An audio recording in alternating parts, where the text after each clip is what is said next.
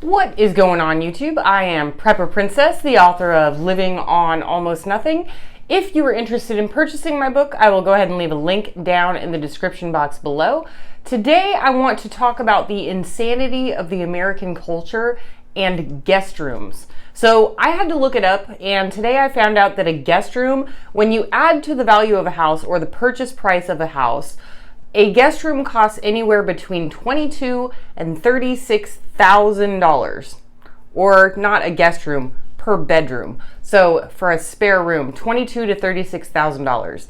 The average cost of decorating that guest room is about $3,000 to $4,000. So we're looking at on the higher end, $40,000 cost to have a guest room. I am obviously sitting in my guest room, so I am guilty of this too. I have a guest room. Now, I've been thinking about it, and I've been looking around this room, right? I have a twin-size bed, I have a lamp and a side table, and then behind you is a dresser. So here's the crazy thing that I'm thinking about. Okay, for starters, the mattress in here was free, but the bed was not. So I had essentially a mattress and a dresser, and that's what I had. And they were just extras that wouldn't fit anywhere else in the house. They wouldn't fit in my bedroom or the living room or the dining room, anything like that. So what did I do? I went out and I bought a bed to go with the mattress, and then I got these things that I don't need. And let me explain why I don't even need these. So I have a lamp, but I don't understand why I have a lamp. Why did I get this lamp, which is a hideous family heirloom? I don't even want to get into the whole story. But I go and I get this lamp, but it makes no sense because I have an overhead light. So that lamp is going to literally get zero use. Now, I've been in this house for several months. This room has never been used. I basically came in, I tore out the walls, I tore out the carpet, I redid the flooring, I repainted, I put in new light fixtures, and the room has never been used.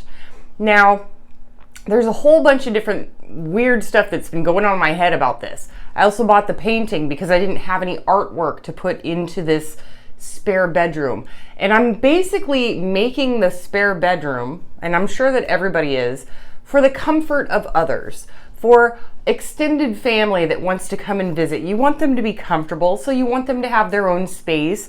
You want them to have their own solitude and getaway in your house in order to make them comfortable.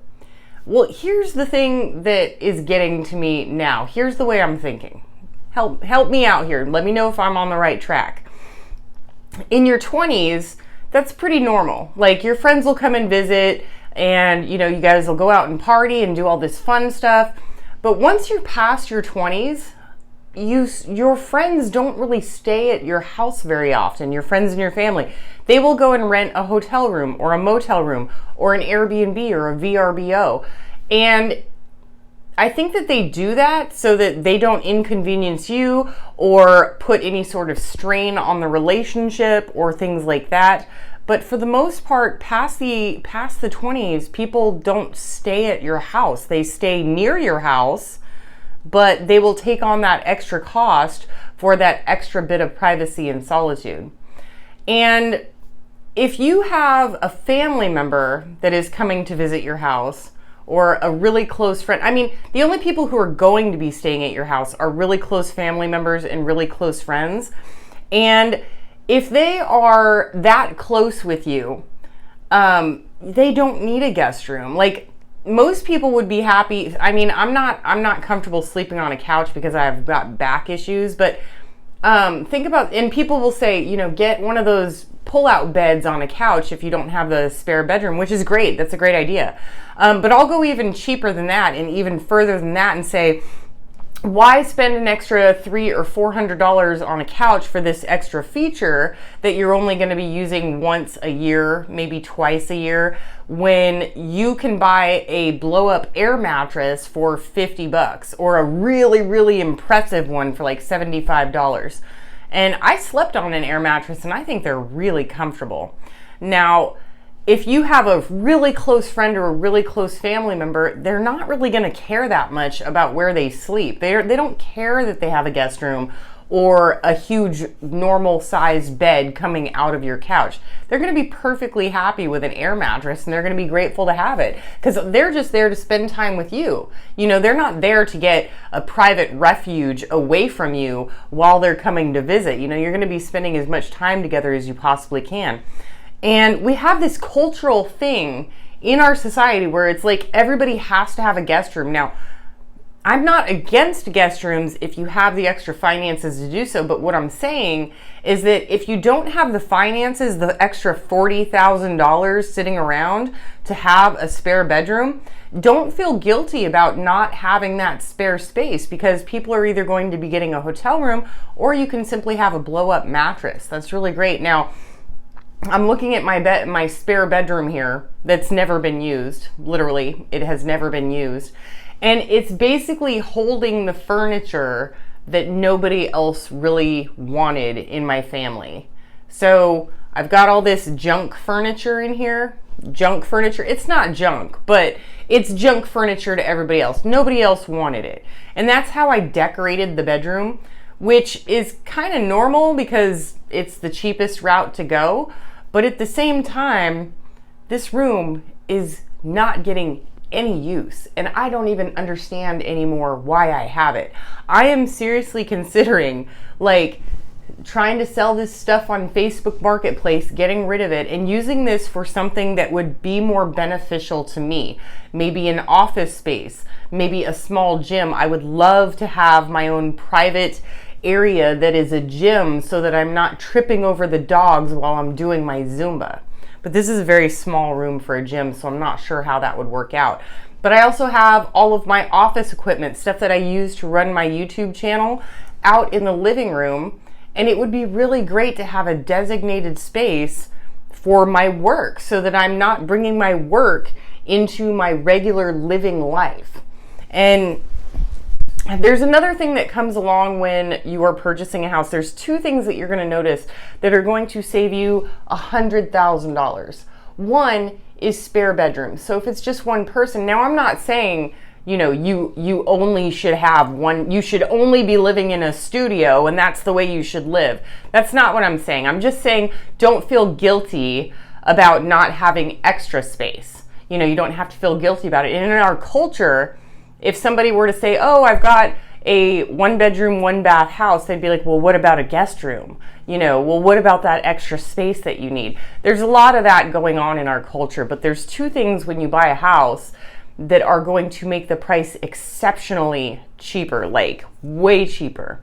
And that is a set extra bedrooms, no matter what size you're looking at.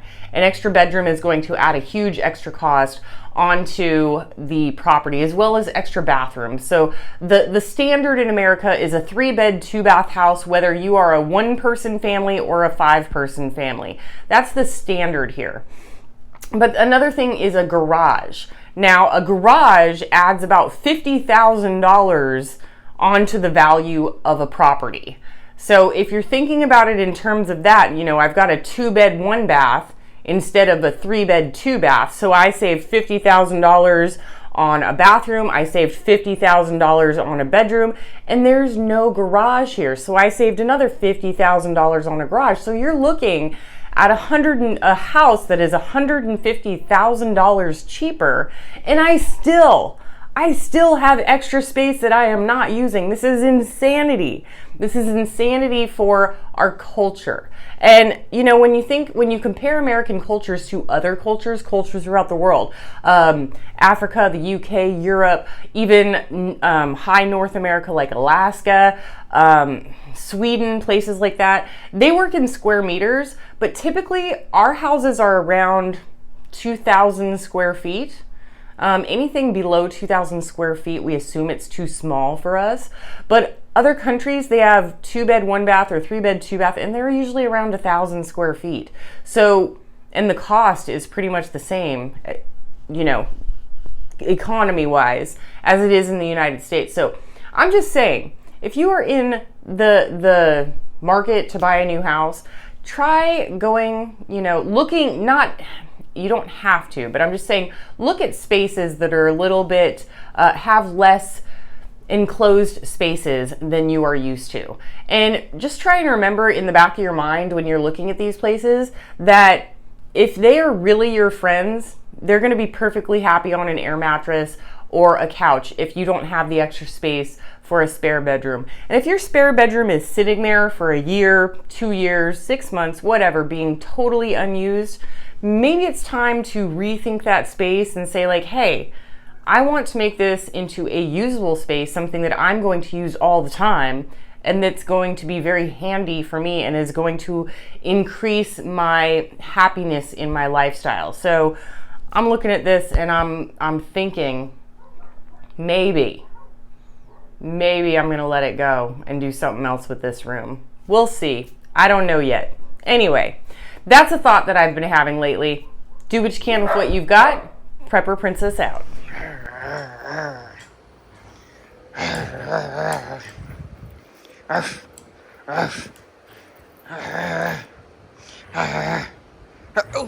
Oh, give me that. Crazy puppy.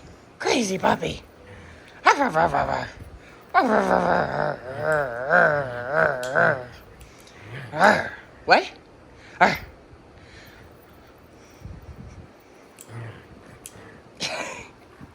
What you got there? Oh, give me that.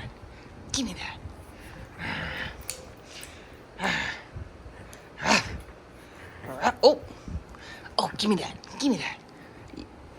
Playing hard to get. Give me that. Good girl.